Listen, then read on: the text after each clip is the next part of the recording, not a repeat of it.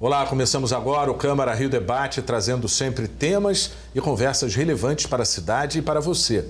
O assunto desta edição são os golpes sofridos por aposentados e pensionistas do INSS. Uma investigação da Polícia Federal, em parceria com a Controladoria Geral da União, revelou um esquema que desviou cerca de 6 bilhões e 300 milhões de reais do INSS entre os anos de 2019 e 2024. Estima-se que mais de 4 milhões de beneficiários tenham sido prejudicados. No programa de hoje, vamos orientar os aposentados sobre como acompanhar os descontos em seus benefícios, identificar possíveis irregularidades e saber a que órgãos e profissionais é possível recorrer em caso de golpes ou cobranças indevidas.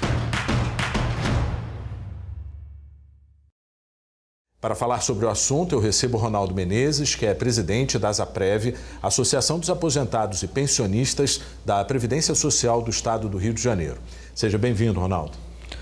Boa tarde. Eu agradeço a oportunidade de poder falar ao público a respeito de um assunto tão grave e que tanto tem preocupado a terceira e quarta idade no momento que nós estamos vivendo. Bom, aqui também está comigo a Marcela Santana, que é advogada especializada em direito previdenciário. Seja bem-vinda, doutora Marcela. Boa tarde, eu agradeço o convite, agradeço também a oportunidade de dar dicas práticas para os segurados que se receberam essa notícia, receberam essa informação da fraude e não sabem como deve agir atualmente. Nós preparamos uma reportagem, vamos acompanhar. A fraude no INSS, em que entidades falsificavam assinaturas de aposentados e descontavam valores mensalmente, levou a Polícia Federal e a Controladoria Geral da União a promoverem a Operação Sem Desconto. As deduções indevidas das pensões e aposentadorias pagas pelo INSS ultrapassam 6 bilhões de reais. 11 entidades foram alvos de medidas judiciais e tiveram os contratos suspensos. O Instituto Nacional do Seguro Social abriu um procedimento para identificar as vítimas da fraude e devolver os valores desviados. Após verificar se houve deduções não autorizadas, quem teve o prejuízo deve registrar essa informação junto ao INSS. Para dar início ao processo de ressarcimento, é preciso entrar em contato pelo telefone 135 ou pelo site oficial do INSS ou ainda pelo aplicativo Meu INSS. O dinheiro para cobrir esse rombo virá das instituições fraudadoras, mas é possível que parte do montante tenha que sair do Tesouro Nacional. Muitas instituições que deram o golpe são fantasmas, foram criadas justamente para isso e já desviaram os valores arrecadados. Os primeiros ressarcimentos estão previstos para serem pagos entre o final de maio e o início de junho, junto com os benefícios regulares.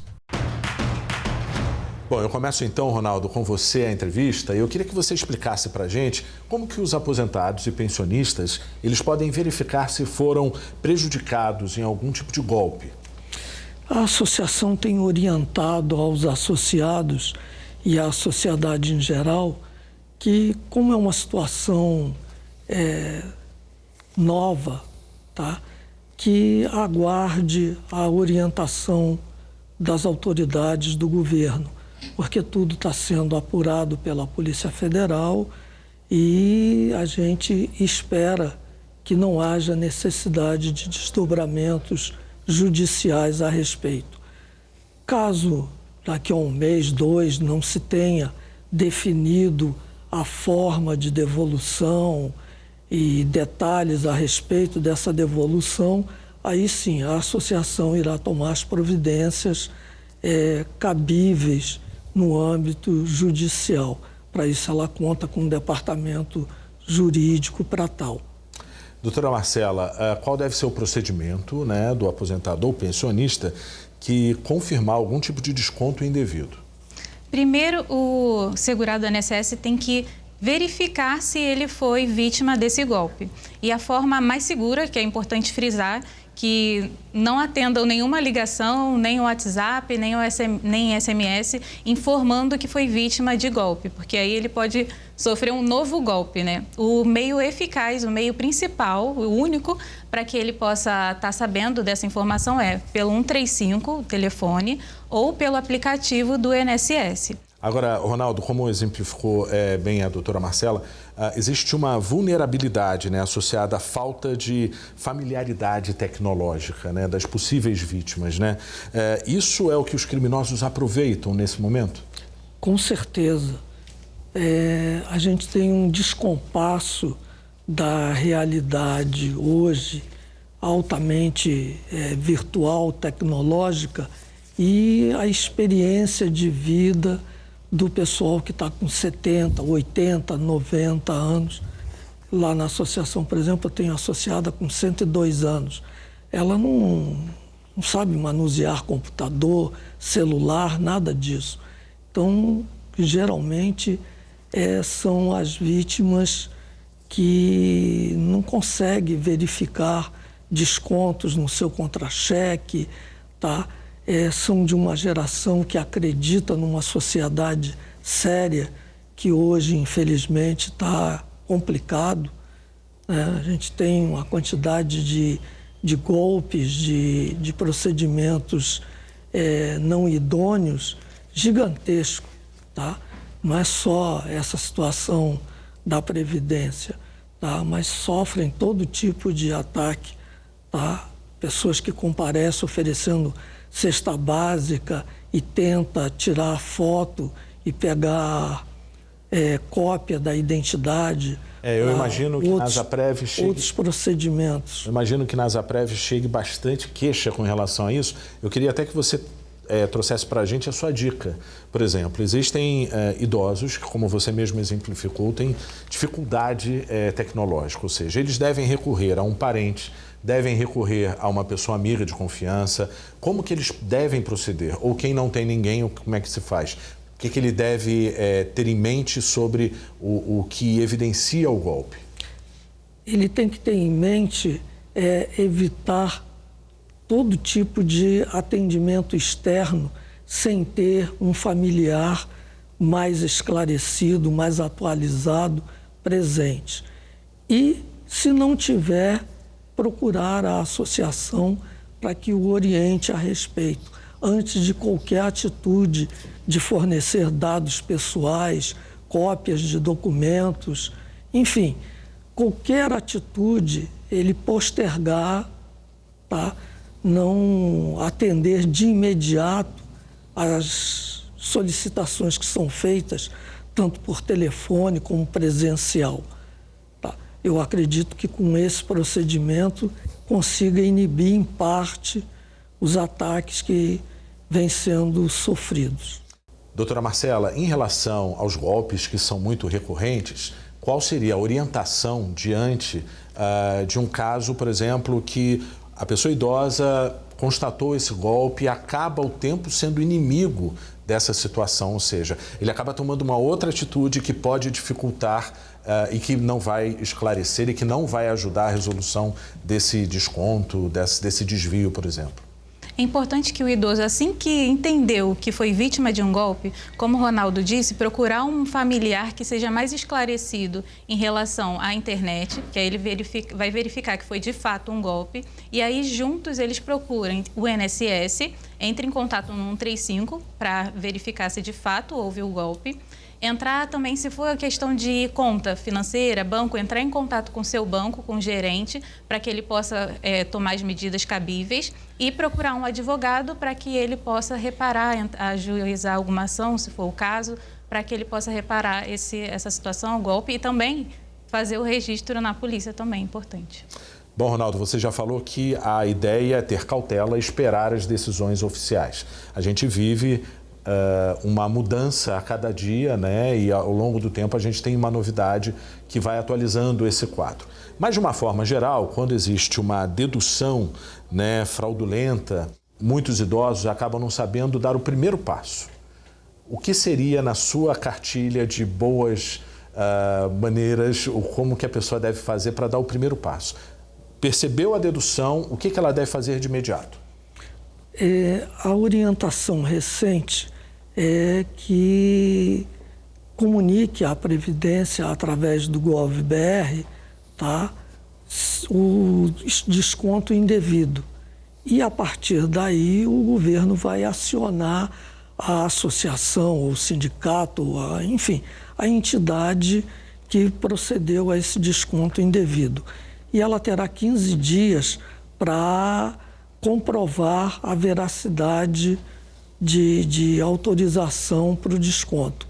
Não tendo essa comprovação, ela será penalizada, tá, pelo ato ilícito cometido. Tá?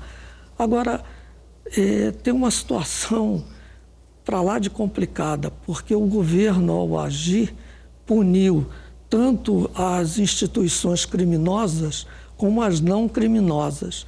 Então, nós temos hoje 300 e tantas associações sérias espalhadas pelo Brasil que estão impossibilitadas de dar continuidade ao seu trabalho por conta da atitude do governo de cortar, suspender todos os descontos através da folha de pagamento. Se essa situação não tiver uma solução rápida, essas associações vão ser asfixiadas. Felizmente, a Asaprev não tem esse procedimento de desconto em folha. Tá? Ela cobra as mensalidades através de boleto bancário. Então, nós não fomos atingidos. Mas 300 e outras entidades estão prestes a fechar as portas. É muito importante isso que você disse. No próximo bloco, a gente completa essa linha de raciocínio com relação à quebra de confiança das instituições, que fica aí um pouco abalada essa relação, não é isso que você quis situar, né? Com certeza. Bom, vamos para um breve intervalo e voltamos já.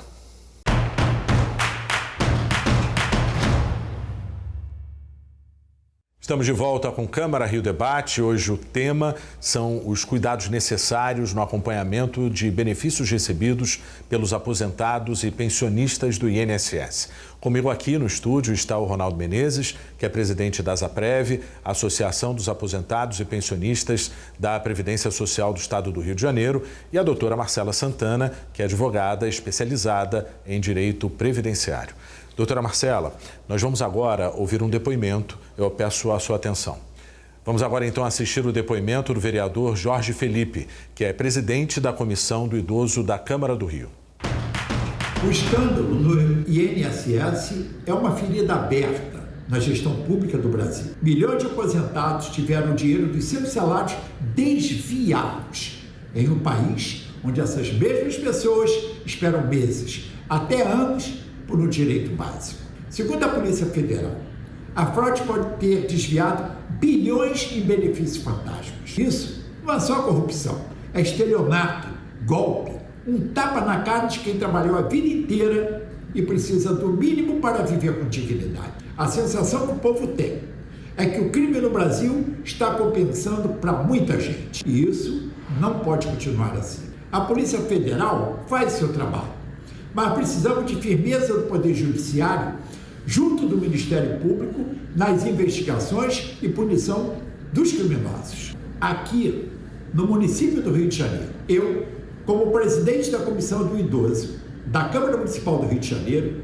reforço o meu compromisso na cidade com o fortalecimento da fiscalização e proteção dos recursos públicos e coloco a comissão à disposição de todo cidadão carioca que tenha uma denúncia ou se sinta afetado de forma indevida com irregularidades nos serviços públicos.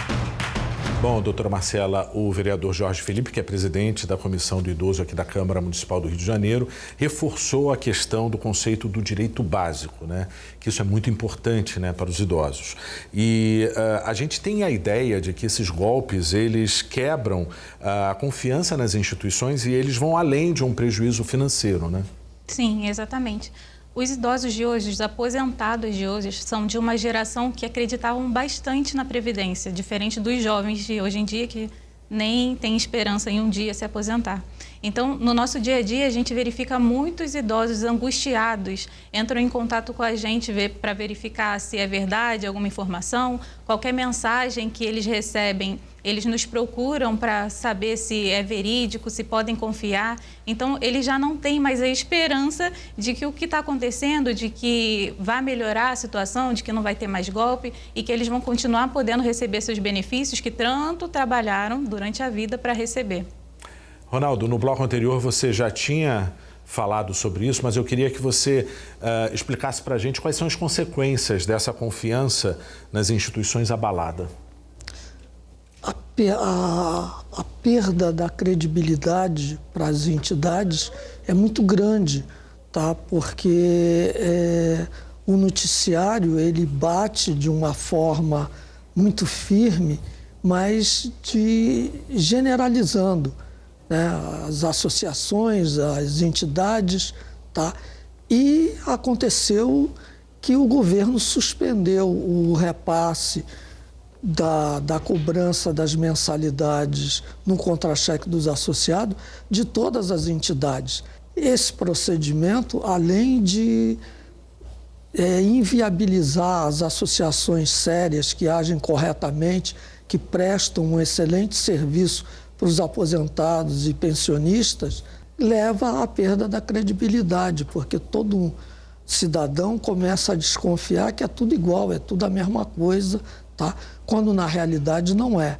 Você tem meia dúzia de laranjas podres dentro de um cesto com mais de 300 entidades e as consequências para as entidades sérias vai ser muito grande. Se não houver o retorno do repasse, da cobrança para essas entidades sérias, elas vão deixar de existir, tá? E muitas cidades onde os aposentados e pensionistas dependem dessas associações para fazer fisioterapia, atendimento médico, retirada de remédios, vão deixar de existir decorrente dessa situação, tá? De uma atitude do governo que atingiu a todos de forma geral, tá? Eu espero, sinceramente, que isso seja revertido o mais rápido possível para que não haja inviabilidade das entidades sérias. Qual seria a sua dica? Como que você aconselha lá na Asaprev? Ou seja, como você mesmo pontuou, muitos aposentados, idosos, acabam não conferindo o seu extrato, não sabem, né? Às vezes aparece lá o empréstimo consignado e ele nem sabe como que chegou na conta dele, né? Ou através de um comando que ele aceitou indevidamente e acaba complicando a vida financeira dessa pessoa. Como que você aconselha? Como que você faz, por exemplo, em relação a isso? Você pede para que um parente mais próximo, alguém que consiga orientar, que consiga controlar isso de perto? Nós orientamos no sentido de que ele compareça ao banco onde foi efetivado o empréstimo, tá? E converse com o gerente, sempre acompanhado de um filho, um neto, um sobrinho, alguém mais jovem que possa ter um discernimento mais apurado, tá? E converse com o gerente para que seja feito o estorno, tanto do empréstimo como dos juros, das correções cobradas. Agora, se o banco não tomar essa atitude de imediato, aí só resta a alternativa judicial, tá? Doutora Marcela, a gente tem aí também uma outra modalidade que é o recadastramento, pedido de recadastramento como prova de vida, né? E essa confirmação, muitas vezes, de dados bancários envolve tecnologia. A gente sabe que a tecnologia, ela ajuda, mas em alguns momentos acaba confundindo o nosso público-alvo, né? Isso é golpe, né? Como que a gente deve se comportar diante disso? A prova de vida, ela deve ser feita somente através dos meios do INSS. É bom lembrar, temos que frisar que qualquer outro meio que seja diferente do INSS é golpe. Então, a gente tem que sempre fazer como o Ronaldo disse, procurar um familiar mais jovem, um amigo que seja mais jovem, que entenda de tecnologia, do celular, para ajudar nesse momento da prova de vida. Bom, gente, a gente chegou, infelizmente, ao final do nosso programa, mas uma rodada bem curtinha, um conselho de amigo, Ronaldo. O que o aposentado e pensionista deve ter em mente? Não confiar em nenhum estranho que ofereça qualquer tipo de vantagem. Não existe almoço grátis. Bom, doutora Marcela, uma frase que você sempre repete para um cliente. A gente sempre orienta os nossos clientes a ficarem de olho no extrato de pagamento de benefício. E qualquer cobrança que ele não reconheça, ele deve procurar ajuda. Perfeito.